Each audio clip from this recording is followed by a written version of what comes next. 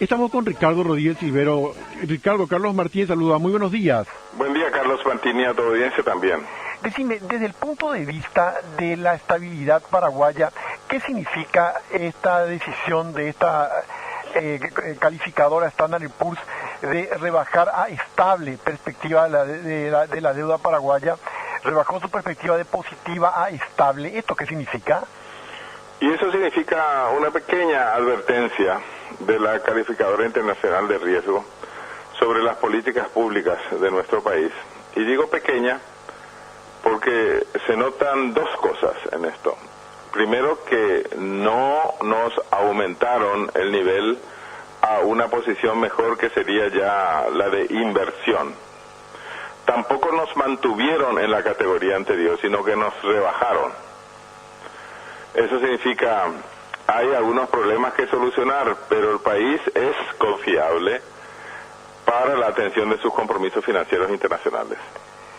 Y los problemas que hay que cuidar o que hay que solucionar son la escasa capacidad de reacción que tiene el ministro de Hacienda para mejorar el gasto público, por un lado, y por otro lado para recaudar los recursos suficientes para que el país pueda salir adelante. Eso valdría la pena analizar ahora o en otra ocasión, Carlos Martínez, cuando tengas tiempo, porque son dos cosas, ¿no? El ministro de Hacienda no está pudiendo organizar suficientes recursos para financiar sus actividades normales y aparte de eso no puede mejorar sustancialmente el gasto público.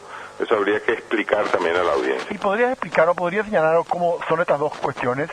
Sí, con mucho gusto. Solamente que quería terminar de decir que el otro problema es que el Banco Central sigue siendo una institución débil en la supervisión de las actividades financieras en el país. La superintendencia de bancos sigue teniendo dificultades para entrar en acción de forma neutral pero rápida cuando se reciben denuncias de que se está vaciando una entidad financiera. Eso se ha demostrado en el pasado reciente. Pero aparte de eso, el Banco Central no es que no lo haga porque no tiene ganas de hacerlo o porque sus funcionarios no son buenos. Al contrario, a mí me parece que los recursos humanos del Banco Central son muy buenos, desde el presidente, pasando por todo el directorio, hasta los directores de área. No, lo que pasa es que también hay que fortalecer legalmente al Banco Central para que pueda actuar más rápido. No es solamente una cuestión de buena voluntad, sino también de poder hacerlo legalmente, sin entrar en dificultades. Con relación al problema del Ministerio de Hacienda, que no está en condiciones de mejorar sustancialmente el gasto público, significa que el gasto público tiene mala calidad, ¿no?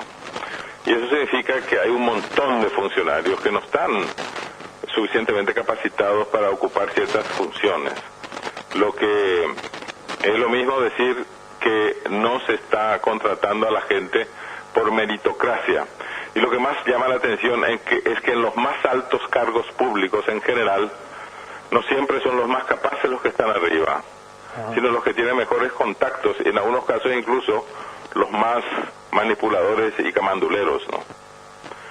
Entonces, si el ministro de Hacienda, que es el jefe de la cartera, no está facultado legalmente para proceder, por ejemplo, para reducir sustancialmente la matriz salarial o para impedir que se sigan autoasignando remuneraciones siderales en los altos cargos públicos, y claro, entonces está mal la situación. El ministro de Hacienda tiene que estar facultado legalmente y el Poder Ejecutivo tiene que tener voluntad política para mejorar eso.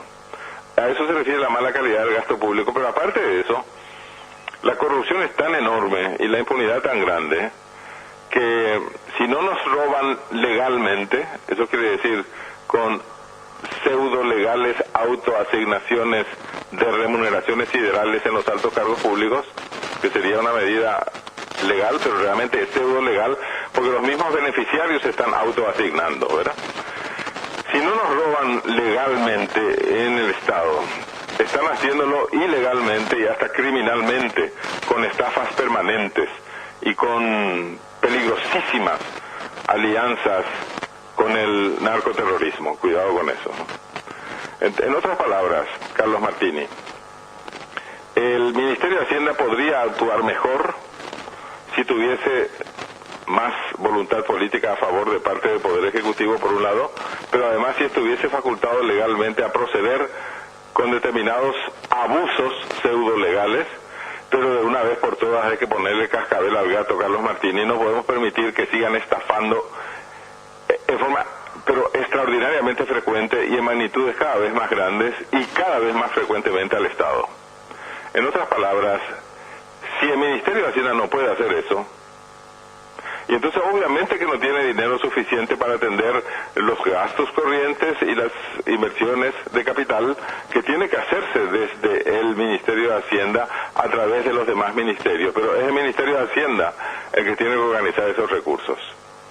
Y aparte de eso, esta calificadora internacional de riesgos, que se llama Standard & Poor's, es una de las más conocidas del mundo, dice claramente también que está sorprendida de la escasa capacidad de ejecución que tiene el sector público cuando no existen problemas como los señalaba anteriormente. Es decir, cuando no nos referimos a la política fiscal y a la política monetaria.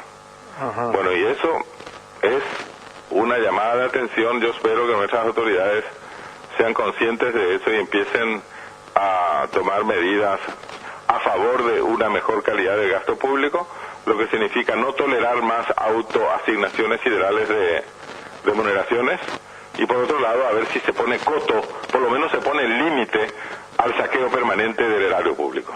Entiendo. Y ahí tocaste también otro tema, y es la baja ejecución. ¿Por qué eso? Y bueno, ahí parece que hay un montón de factores que juegan un papel. En los últimos años el problema ya no es la escasez de recursos, al contrario, con la emisión de bonos del Estado y con otros sistemas de endeudamiento barato que tiene el sector público, tenemos centenares de millones de dólares ya disponibles, o sea, se puede utilizar, pero resulta que no se los puede ejecutar porque no están dadas las condiciones. Y como son centenares de millones de dólares, creo que son como 400 millones, eso hay que confirmar con el ministro de Hacienda o con el presidente del Banco Central. Es una muy actual pregunta, Carlos Martini, preguntar cuál es la disponibilidad real de dólares o de guaraníes disponibles. Quiere decir que ya están listos para ser gastados o invertidos, ¿verdad?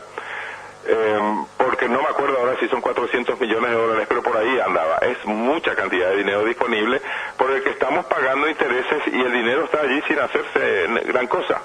Y no se hace gran cosa porque gran parte de ese dinero está prevista para la construcción de obras públicas, obras de infraestructura en general, pero también las obras sencillas como el asfaltado de los empedrados, para poner un ejemplo, o el empedrado de los caminos de tierra.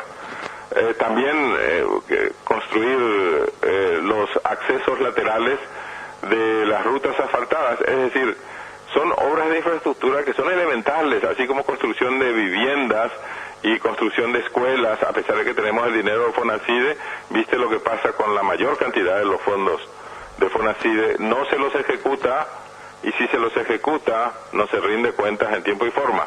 Entonces es como incapacidad de no poder poner en práctica los proyectos que ya están aprobados y que ya cuentan con recursos financieros.